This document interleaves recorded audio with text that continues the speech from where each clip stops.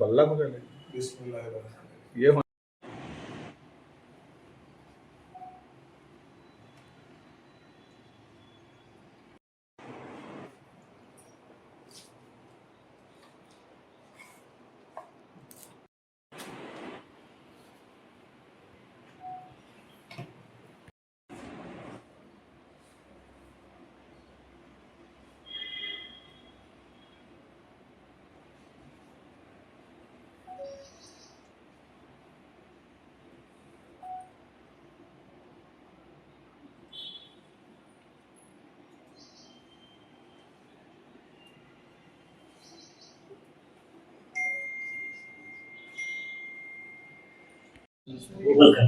Open చేయదు చూపి వైఎస్ఐ తీవ్రవాదులు వాడతారు ఈడ ఇటు నుంచి వినబడుతుంది, ఇక్కడ నుంచి వినబడుతుంది. ఈ డివైస్ ఇది శాటిలైట్ ద్వారా పోతుంది కనెక్షన్. ఎవరు పెట్టినారన్నది అంటే ఎట్లా వీళ్ళ ఆటోకి పెట్టారా? ఇది చిన్న మొత్తంలో అసాంఘిక కార్యక్రమాలు చేసేటోళ్ళు వాడతారు దీన్ని. తీవ్రవాదులు పెద్ద పెద్ద తీవ్ర ఎన్ఐ అట్లా లిస్టులో పెద్ద పెద్ద టీవీలో చూస్తాంటామే. ఈ వద్ద మేము సొంతంగా ఇటు కూడా వాయిస్ మనం ఏం మాట్లాడతాం రికార్డ్ అవుతుంది.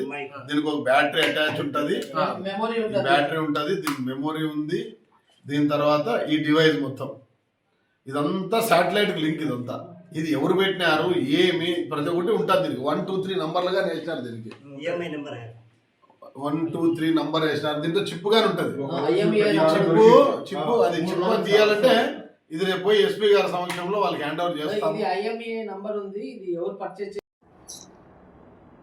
12 సంవత్సరాలుగా DCMS స్థలంలో షెడ్డు బంకు వేసుకుని హోటల్ నడుపుకుంటున్నటువంటి గౌరవ మెహతా నాకు న్యాయం జరగాలని ఆమె లోకేష్ బాబు దగ్గరికి, ఎమ్మెల్యే దగ్గుబాటి వెంకటేష్ ప్రసాద్ గారి దగ్గరికి, DCMS చైర్మన్తో కలిసిన తర్వాత మధ్యవర్తులు కొంతమంది బెదిరించి దౌర్జన్యంగా ఇవాళ తొలగించేటువంటి ప్రయత్నం చేసినారు. ఎట్టకేలకు రాత్రికి రాత్రి షెడ్డు బంకు గ్యాస్ స్టవ్తో సహా మొత్తం నామరూపం లేకుండా చేసినారు. ఈ అంశం పైన నేను టీడీపీ కార్యకర్తనైనప్పటికీ కూడా తెలుగుదేశం పార్టీకి సంబంధించిన వాళ్ళు ఎవరు కూడా సహకరించలేదనేటువంటి ఒక మనస్తాపంతో విసుగుతో ఆమె పాయిజన్ తీసుకొని సూసైడ్ అటెంప్ట్ చేసుకోయింది.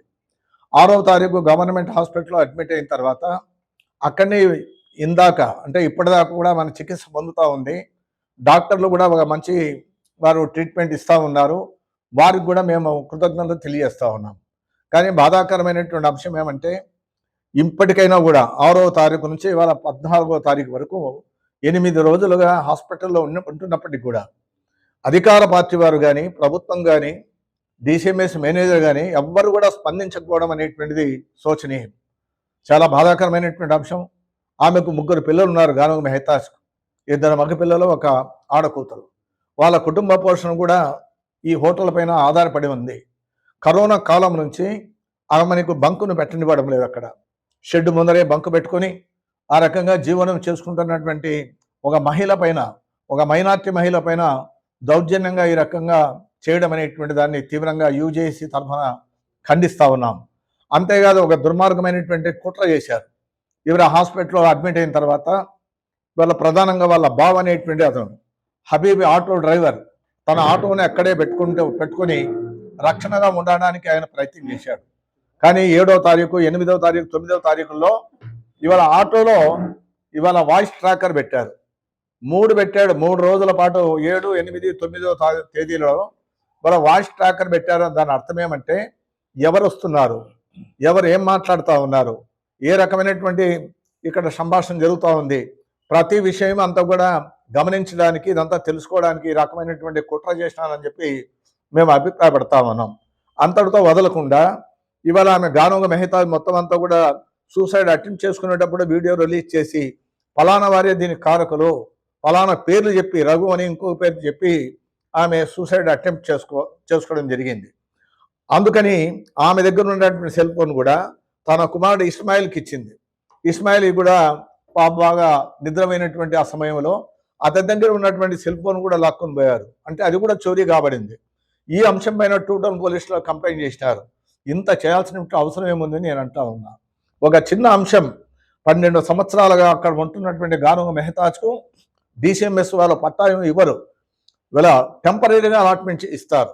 టెంపరీగా అలాట్మెంట్ ఇచ్చేటువంటి స్థలానికి ఇంత దుర్మార్గంగా బయటకు నెట్టడం కాకుండా హాస్పిటల్లో అడ్మిట్ అయిన తర్వాత ప్రాణాలతో కొట్టుమిట్టాడుతున్న సమయంలో ఈ రకంగా వాయిస్ ట్రాకర్ పెట్టడం అనేది, సెల్ ఫోన్ దొంగలించడం అనేటువంటి దానిపైన ఎస్పీ గారిని కూడా కలవబోతా ఉన్నాం.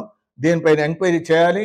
ఈ దౌర్జన్యంగా చేసినటువంటి వారు, వెనక కుట్ర చేసినటువంటి వారిపైన కఠినంగా శిక్షించాలని చెప్పి డిమాండ్ చేస్తా ఉన్నాం.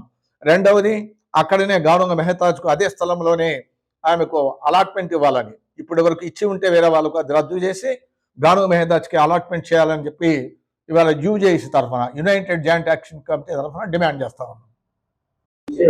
ఎస్ అబ్దుల్ రసూల్, అనంతపురంలో నేను న్యాయవాది, అదేవిధంగా యూజేఏసీలో పనిచేస్తున్నా. గత కొద్ది రోజులుగా అనంతపురం నగరంలో మీడియాలోనూ, అన్ని పత్రికల్లోనూ, ప్రింట్ మీడియా, ఎలక్ట్రానిక్ మీడియా, ఈ గానుగ మెహతాజ్ అన్నటువంటి ఆమె ఒక ఆత్మహత్యకు ప్రయత్నం చేసింది అన్నటువంటి అంశం అందరికీ తెలిసింది. మరి డిసిఎంఎస్ వాళ్ళ యొక్క స్థలంలో దాదాపుగా గానుగ మెహతాజే కాదు, ఇట్లాంటివి దాదాపు ఒక 10 మంది దాకా బంకులు వేసుకోవడం, కొట్టాలు వేసుకోవడం, వాళ్ళు కాపురాలు చేస్తూ ఉన్నారు. అంటే ఒక 12-13 సంవత్సరాల క్రితం గానుగ మెహతాజ్ వాళ్లకు డిసిఎంఎస్ వాళ్ళు అనుమతి ఇచ్చారు, పర్మిషన్ ఇచ్చారు అది పెట్టుకోవడానికి, బంక్ చేసుకోవడానికి. మరి ఉన్నది ఉన్నట్టుగా ఎటువంటి నోటీస్ లేకుండా, వాళ్ళని ఏవి హెచ్చరికలు ఏం చేయకోకుండా, అది ఖాళీ చేయమని చెప్పి కూడా కోరకుండా రాత్రికి రాత్రే అక్కడి నుంచి బంకు తీసేయడం అన్నటువంటిది ఒక అన్యాయమైనటువంటి చర్య. ఇది ఒక కుట్రపూరితమైనటువంటి చర్య. మరి దాన్ని ఎవరు తీసినారు, ఎవరేం చేసినారు అన్నటువంటిది ఇంతవరకు తేలడం లేదు. డిసిఎంఎస్ వాళ్ళు ఏమో చూస్తే మేమైతే అనుమతి ఇచ్చాము కానీ మేము తొలగించలేదు అది అని అంటున్నారు. మరి ఎవరు తొలగించినారు, ఎవరిపైన చర్య తీసుకోవాలన్నటువంటిది ప్రధానంగా ఇప్పుడు ఉన్నటువంటి అంశం. దీనికి సంబంధించి ఆమె ఆత్మహత్య ప్రయత్నం చేయడం, హాస్పిటల్లో ఆమె ట్రీట్మెంట్ తీసుకోవడం, దానిపైన పోలీసు వాళ్ళు విచారించడం, ఇవన్నీ జరుగుతూ ఉన్నాయి. కాకపోతే ఈ రకమైనటువంటి ఒక అన్యాయమైనటువంటి విధానాన్ని కొనసాగించడం అన్నటువంటిది అది సరైనది కాదు అని చెప్పి యూజేసీ అభిప్రాయపడతా ఉంది.